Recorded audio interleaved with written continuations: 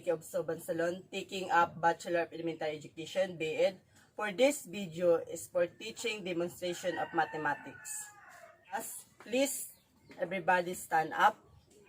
And Steven, can you please lead the prayer? In the name of Father, the Son, the Holy Spirit. Amen. Good morning, everyone. How are you today? Everybody's fine? Great? Very good. Can you please sit down? Class, I'm going to check your attendance if someone's absent for this morning. If you are present, please raise your right hand and say present. Are we clear? Very good. Danilo, present. Marquez, present. Tricia, absent. Generos, absent. Michael, present. John Michael, present. Okay, class. Okay, Martin, absent.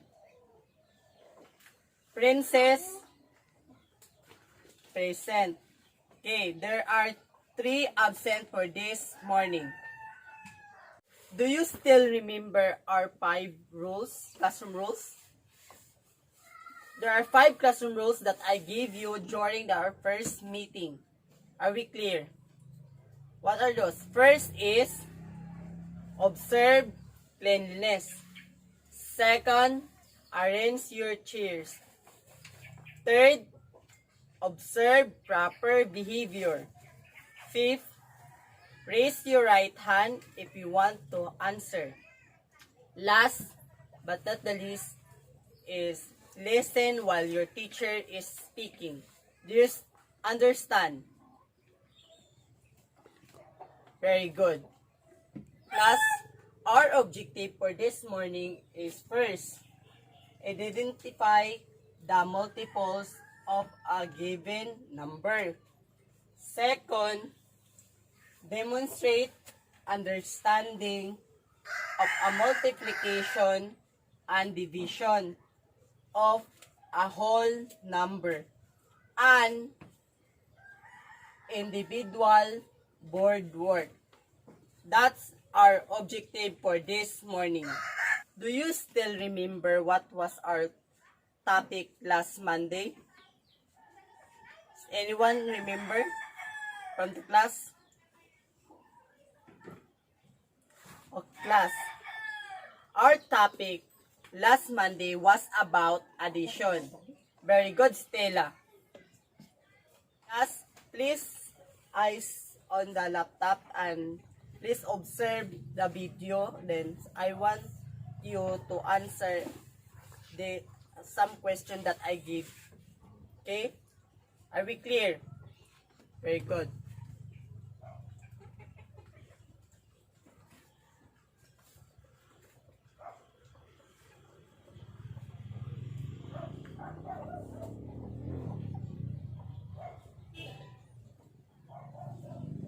Cover how to multiply 2 fractions.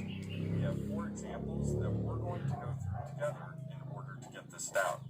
Now when it comes to multiplying fractions, the steps are at the top of the screen. We're going to multiply the numerators, multiply the denominators, and then simplify. Multiplying fractions is actually simpler than adding or subtracting fractions because we do not need a common denominator. So let's jump into number 1 here, where we have 1/2 times 1/2. So first thing, again, we need to multiply the numerators, so the top numbers. 1 times 1 is 1. Now the denominators, the bottom numbers. 2 times 2 is 4. So 1/4 is our answer, and we can look to simplify. 1/4 happens to be in simplest form because the only common factor between 1 and 4 is 1. So this is our final answer. If you need more help with simplifying fractions, I dropped my video about that down in the description. On to number 2, we have 2/7 times 3/4. So multiply our numerators. 2 times 3 is 6. 7 times 4 is 28. A common factor between 6 and 28 is 2, so we can divide both of these by 2 in order to get simplest form here. 6 divided by 2 is 3, and 28 divided by 2 is 14. So 3/14 is our final answer. On to number 3. 4 times 3 is 12. 5 times 6 is 30. So a couple of different ways to simplify this. You can break it down in multiple steps or find the greatest common factor between 12 and 30, which is 6, and do it in one step. So 12 divided by 6 and 30 divided by 6 would give us the simplest form of 2/5. And what I mean by multiple steps, if we had 12/30ths here, you can see that they're both even, so you can divide by 2, divide by 2, and we get 6/15. And then you'll notice that a common factor between 6 and 15 is 3, so divide both by 3, and we end up with 2/5. So that's what I meant by multiple ways of simplifying there, depending upon which route you take. And lastly, number 4, 5 times 5 is 25, and 8 times 7 is 56.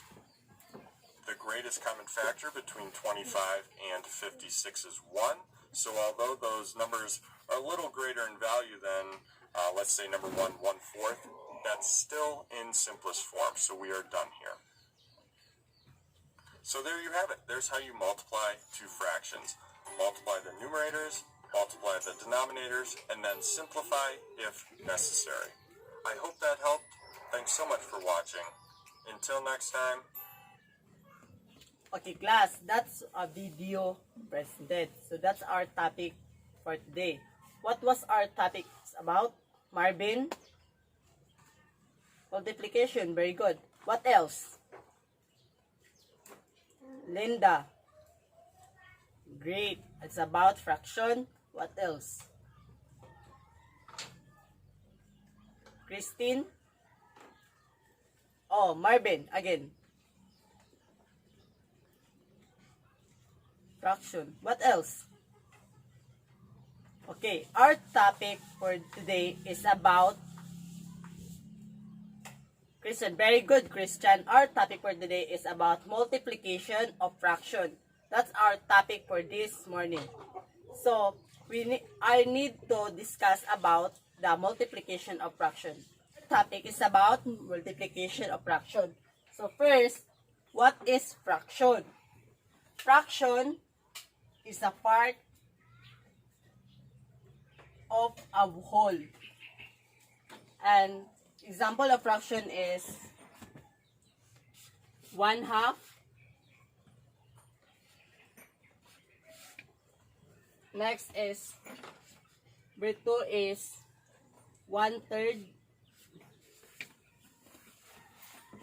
Number 3, 2/4. And number 4 is 3/6. And number 5 is 1/8. That's the example of fraction. Now, let's proceed to multiplication. Multiplication is just a repeated addition. Did you understand? Very good. So, multiplication is, need to add this sign.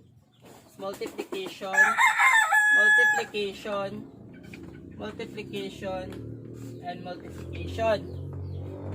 Oh, and then, need to back the fraction. Okay, fraction na itong topic. So, fraction.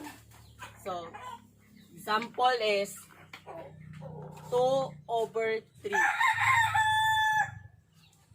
Next is 4/5. Next is 1/4. Next is 1 over 3. Next is 1 over 2. Example of fraction of multiplication is, example is 2 times 7 equals to 14. So that's the example of multiplication. Next is 6 times 9 equals to 54. Next, go to the fraction. So some will definitely understand about the fraction. So 4 over 5 times 4 over 5 equals to 16 over 25. So we need to simplify to the fraction form. 4 over 5 times 4 over 5 equals to 16 over 25. Next is 9 over 9 times 5 over 9 equals to 45 over 31. Because 9 times 5 equals to 45. 9 times 9 equals to 81. Understand? Next is 6 over 10 times 3 over 12. So first is need to multiply that 6 times 3 equals to 18. And then 10 times 12 equals to 120. So need to answer the other example. So 1 times 2 equals to 2. Next is 2 times 3 equals to 6. So need to simplify form. So simplify equals to 1 over 3. Next is 1 times 4 equals to 4. Next is 3 times 5 equals to 15. Next is 2 fourths times 1 fourth equals to 2 times 1 equals to 2. Next is 2 times 4 equals to 16. Next is number 4 is 3 over 6 times 1/3 equals 3 times 1 equals to 3 over 6 times 3 equals to 18.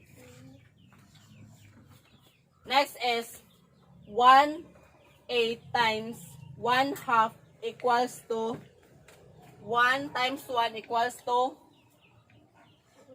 1. Next is 8 times 2 equals to 16. Okay. That's the example of multiplication of fraction. Okay, class. We need to simplify the number 3 and number 4. First is 2 over 16 equals to simplify by 1 over 8. That's the class. Next is need to simplify the number 4. 3 over 18. So we need to simplify this form is into 1 over 6.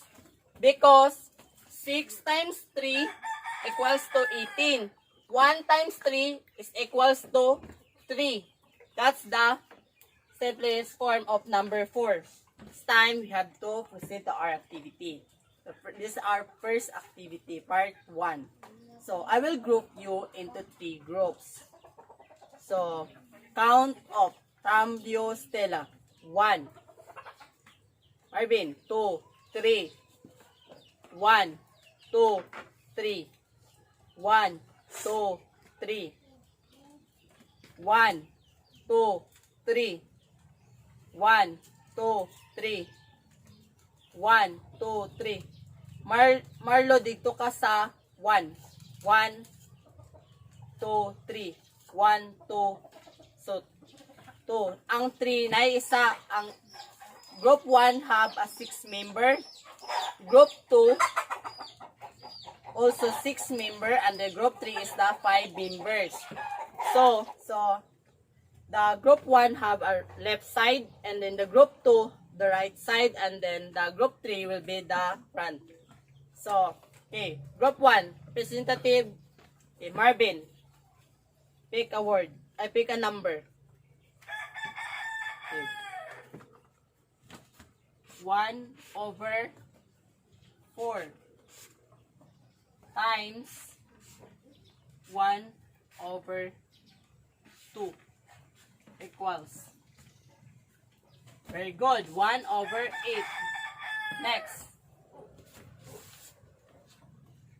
Tricia. Okay.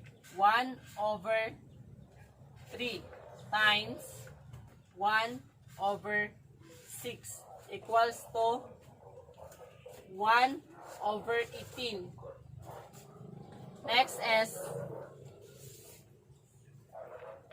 Leo. 1/4 times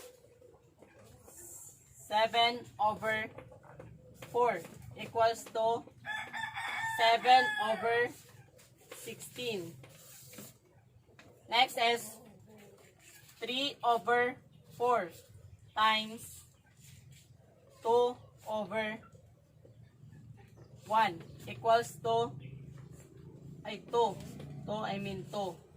equals to 6/8. So, need to simplify the Lewis form. Equals to 2/4. So, kailangan pa dyan siya simplify to 1/2. So, very good. Times up. Next is the group 2. Michelle, representative, take a question. So, the first question is 1/6 times 2/6 equals to 2/36. Very good. Need to simplify to lowest form. Very good, Michelle. So, 1/16. Ay, like 18, I mean 18. So, that's the lowest form. Next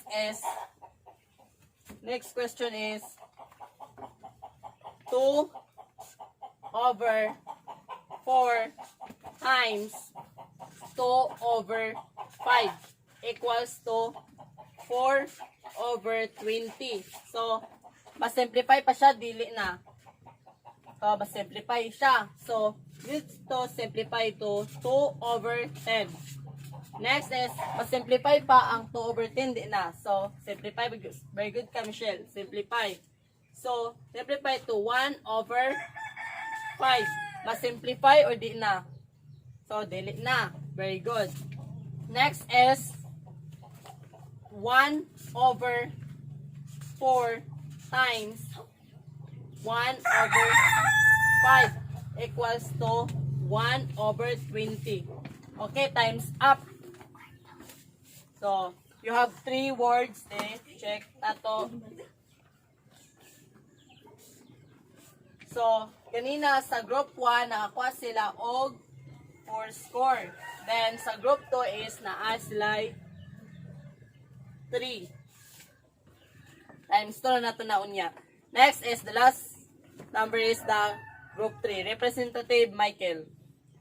So, pick a question. Okay, pick is first word is 1/4 times 7/8. So, 1 times 7 equals to 7. Then, 32. Very good. Mas simplify, di na. So, dili na. Very good. Di na siya mas simplify. That's the final answer. Next question is 1/8 times 1, 2 over 8 equals to 2 over 64. So, mas-simplify di na. So, mas-simplify. Very good. So, need to simplify the into lowest form. Equals to 1 over 32. That's the final answer. Next is 1 over 7 times 1 over 7 equals to 1 over 49. That's the final answer. Next is 8 times 9 over 9 over 9 equals to 9 times 9 equals to 72. Next is 9 times 9 is equals to 81. Mas-simplify di na. So, dili na. Very good. Di na siya mas-simplify. That's the final answer. Next is 1 times 7 times 1 times 2 equals to 1 over 14. Mas-simplify di na. Dili na. Very good. So, times up, Michelle. So, your answer I'll check first. Correct. Number 2. Correct. Number 3. Correct. Number 4. Correct. Number 5 is correct. You have 5 correct answers. So, 5. So, group 1, 4 times 2 ni siya equals to 8. Next is times 2 equals to 6. And then the group 3 will be the 10. So, the group 3 have got the highest score. So, she received we're going the second activity, the part 2, have additional points and the quiz. You have 5 additional points. So, the member is right in the 1/4, Michelle. So, Michelle, Martin, Leoper, Christian, and Albi. See, please write in the 1/4 sheet of paper. Okay. Yes, this now is our activity time. So, these are the part 2 of our activity. So, for those who have additional 5 points, please cooperate. Okay? So, please get 1 whole sheet of paper and answer this question. Okay? I'll give you 5 minutes to answer for this question. Very clear? Very good. Your timer start now.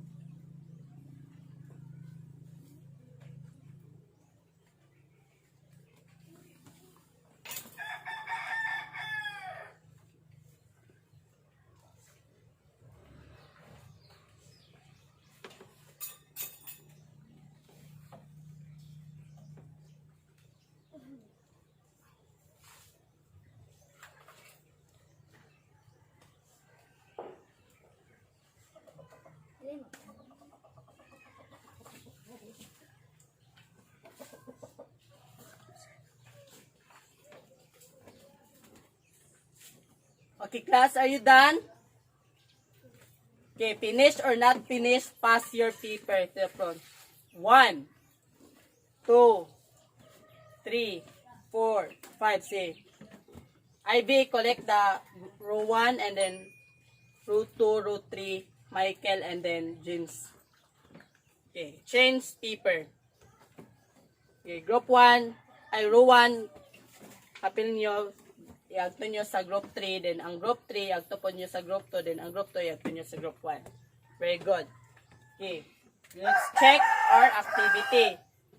Okay, 8 times 5 equals to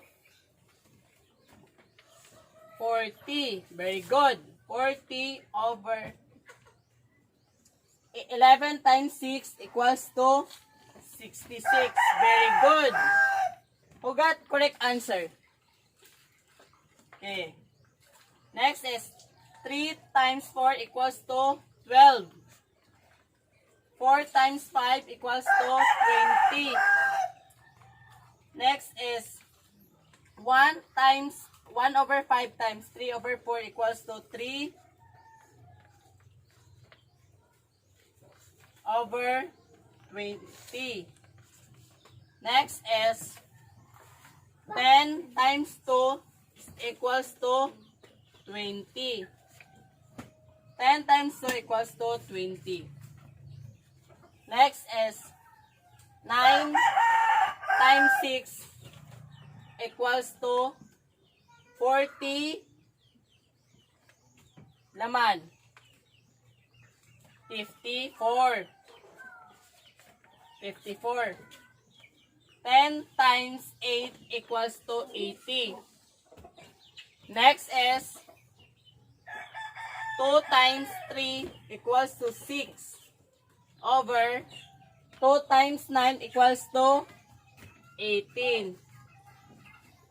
Next is 6 times 7 equals to 2 times 6 equals to 12. Next is 2 times 7 equals to 14. Next is 7 times 3 equals to 21. 10 times 3 equals to 30. Next is 11 times 1 equals to 1. Next is 11 times 3 equals to 33. Next is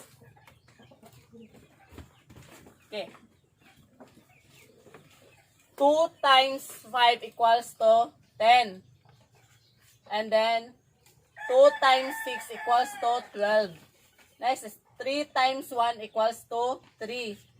5 times 8 equals to 40.